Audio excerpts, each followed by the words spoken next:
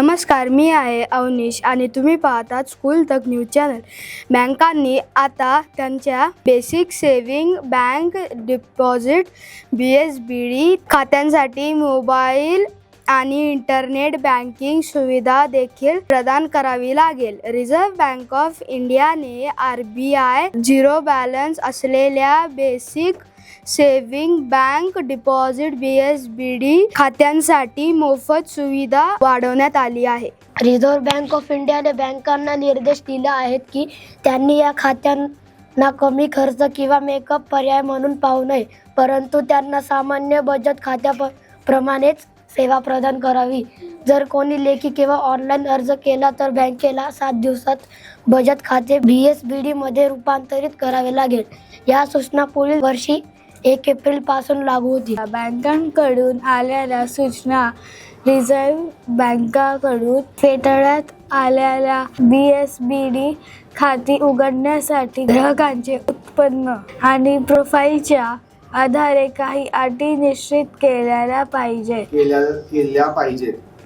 पाहिजेत असे बँकांनी सुचवले होते, पण रिझर्व्ह बँकेने ही सूचना फेटाळून लावली आहे। रिझर्व्ह बँकेचे म्हणणे आहे की अशा अटी लादल्याने BSBD खात्यांचा हेतू साध्य होणार नाही, जो सर्वांसाठी स्वस्त बँकिंग उत्पादन प्रदान करणे आहे। इकॉनॉमिक टाइम्सने दिलेल्या वृत्तानुसार ग्राहकांनी विनंती केल्यास बँकांना त्यांचे विद्यमान बचत खाते BSBD खात्यात रूपांतरित करण्यास सांगण्यात आले आहे। नवीन नियमानुसार प्रत्येक BSBD खात्यात रोख रक्कम जमा करण्याची, ऑनलाईन पैसे मागण्याची किंवा धनादेशाद्वारे मागणी करण्याची सुविधा असणे आवश्यक आहे। तसेच महिन्यातून कितीही वेळा पैसे जमा करण्यावर कोणतेही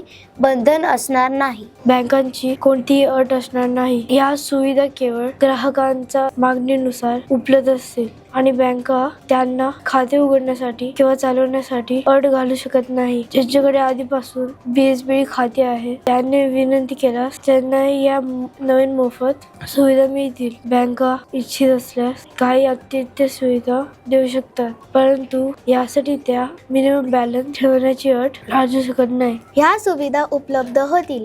ग्राहकांना कोणत्याही वार्षिक शुल्काशिवाय ATM किंवा ATM डेबिट कार्ड मिळेल। वर्षभरात किमान 25 पानांची चेकबुक, मोफत इंटरनेट आणि मोबाईल बँकिंग आणि मोफत पासबुक किंवा मासिक स्टेटमेंट देखील उपलब्ध असेल। महिन्यातून किमान 4 वेळा पैसे काढणे विनामूल्य असेल।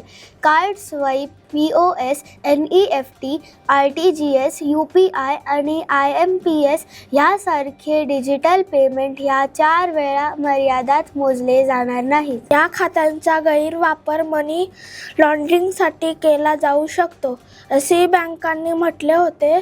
म्हणूनच इंटरनेट आणि मोबाईल बँकिंग सारख्या सुविधांवर बंदी घालावी अशी त्यांची इच्छा होती, पण RBI ने ही मागणीही मान्य केली नाही। अल्पवयीन मुलांच्या खात्यात पैसे जमा करणे किंवा शिल्लक ठेवणे यावर काही निर्बंध लादायचे आहेत, जेणेकरून जोखीम कमी करता येईल, असेही बँकांनी म्हटले होते। रिझर्व्ह बँकेने हे मान्य केले आहे। आजच्यासाठी एवढेच। पाहत रहा स्कूल तक न्यूज चॅनल। नमस्कार।